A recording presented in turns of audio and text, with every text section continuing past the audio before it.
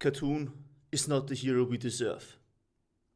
Nor was she the hero we wanted, to be honest. Yeah, that sounds a bit negative right off the bat, especially if you consider how much this hero release has done right. So, let's get into my thoughts and opinions on the new hero. Max, what do you want for dinner? Before I even start though, yeah, I know I'm kinda late to the party, but I wanted to face off against her and gain as much matchup experience as humanly possible. To set the stage for my honest review of Khatun, I will be going into some details regarding her kit. Khatun takes a one-of-a-kind approach to her offense, with her somewhat unique style to start a fight. See, Khatun is a soft feint expert, meaning everything she does is based off her ability to soft feint her heavy attacks. From her kick and soft feint lights, to her dodge cancel into her running stance. Designing a hero solely around soft feints is, in my opinion, a very serious risk to take, since heroes like this can become very spammy. All of her recoveries and her heavy attacks can be soft feinted into this running stance. You can think of her running stance like a key stance of Shaolin but on a timer. While dashing, she gains a full block stance that will auto-deflect every attack that would hit you, even those not directly aimed at you. Let's disregard her deflect attack for the time being. While running, she gains access to the following attacks. An unblockable attack that pins your opponent and revenge locks, which is already problematic on its own. But she also gains access to 400 MS light attacks. And this is where shit starts hitting the fan really quick. So, her pin attack, that also is her deflect attack, already leads to some absolutely disgusting hit confirms. What I tried to avoid talking up until now is her soft feint lights, but there is no more way around it.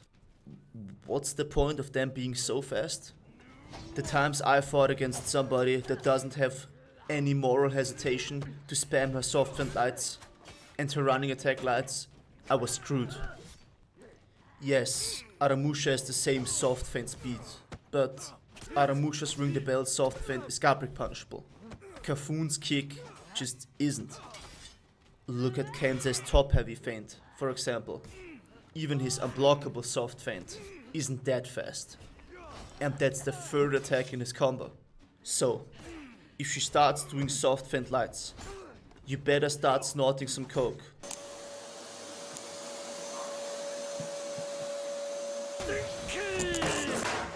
Or you will see your health bar get chipped away faster than you can say, hey, I blocked that. Since she can dodge cancel all of her recoveries, she's also immune against most sidesteps.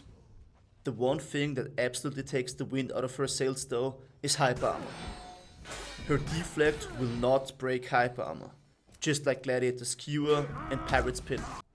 Since her neutral heavies are so fast, fishing for a sidestep, meaning feinting into neutral, will allow her to immediately go for a kick mix-up. Her feinting a neutral heavy into either a light or another heavy will always tag you if you dodge on kick timing, even if you do a sidestep attack. Doing a sidestep attack on a dash stance attack is also suicide, since she can just deflect it. This means that you have to deal with her attacks by either blocking or parrying. Everything I mentioned up until now just makes you feel like you have to take her offense while not leaving you with a whole lot of options to get out of it. Unless you have hyper. If that's the case, you can metaphorically just tell her to shut the fuck up and smack her over the head. But that's enough overanalyzing for one day. Not everyone is a meta slave. So, is playing Khatun. Said hot. Spit on that thing. That's boring. I'm farting on it. Any fun? For me personally, absolutely.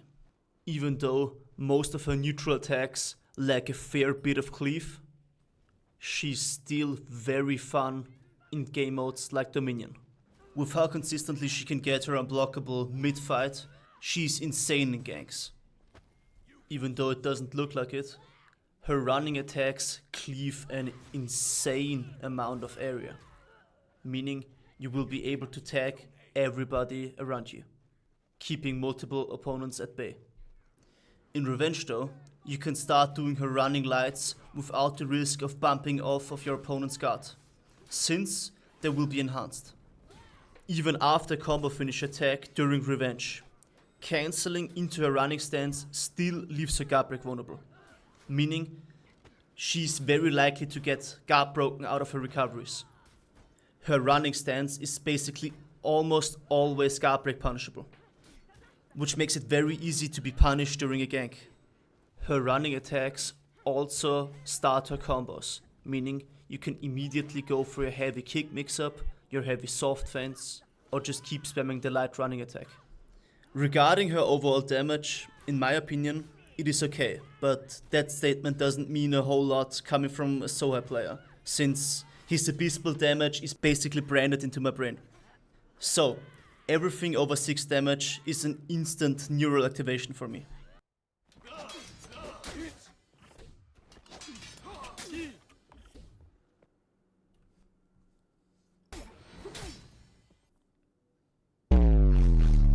As a deflect expert, for me at least, it feels like she's missing a fast deflect attack that does cleave. I know she has a similar attack after her regular heavy deflect, but you often just don't have the time to first pin your opponent. With her pin and kick being so easily accessible, she will be a great gank confirmer. Coming to her feats, they're nothing noteworthy. Her first feat removes the stamina cost of her soft feints, which makes keeping the momentum during prolonged fights way easier. Her second feat increases her damage after pin attack, which after playing her for quite some while, I actually found more useful than I first expected. With just how fast she can shit out her light attack after a pin, you can really utilize this feat to deal some serious damage. For me, it just seemed difficult to grasp that you can actually utilize her pin follow-up during a gank. I thought that if you're outnumbered, going for this long ass animation also isn't the best thing to do. But as it turns out, I was wrong. Something very important I realized while playing her is just because you deflect somebody doesn't mean you have to actually input your deflect attack. You can just deflect somebody and say, hey, I didn't take any damage even though I should have because I'm caught in a recovery. This realization made playing her way easier because I stopped taking damage for absolutely no reason just because my brain was telling me to input my deflect attack, even though it clearly isn't the smartest thing to do right now. Her third feat is a budget Fear itself after killing somebody. Since Fear itself is a feat that can swing an entire match into your favor, or against it, depending who uses it, I can see why the timer is so short. But generally, I find it to be very mid. Her fourth feat though, holy shit. One question. Why? Yes, I totally showed off my mechanical skill and knowledge by pressing one damn button. Skill issue, I guess. And of course she can use it when she's out of stamina. Based. No, but seriously, what the hell?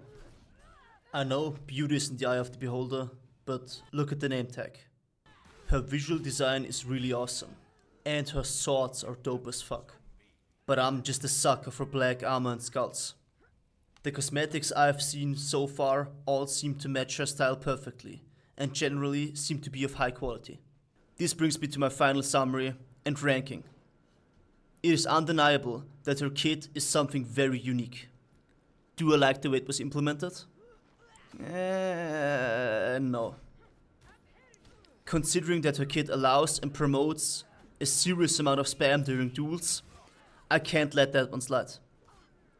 On the other hand, her playstyle in Dominion is totally different. Always trying to get a pin, trying to deflect attacks not aimed at you to throw your opponents off their guard is a really rewarding gameplay loop. Her normal combos just leave her at too much of a disadvantaged state, with guard break vulnerabilities being everywhere in her kit. These guard break vulnerabilities can mainly only be taken advantage of in game modes apart from duel. She's basically just begging all five to get guard broke out of anything. So, what is my final opinion? What is my final rating? Taking into consideration how much fun I actually had playing her, but also taking into consideration how many glaring weaknesses and just flawed design choices she has, I will have to go with a solid. Joe, what the hell are you even doing here, man? No, you don't even know what you're doing, man. You know. Yeah, that's it. Khatun is really fun to play. Even considering all of her weaknesses, I still love playing her. But, you know, she can't really replace Sohei. Not even for the outro. So yeah, guys, you know the drill. Watch yourselves out there, okay?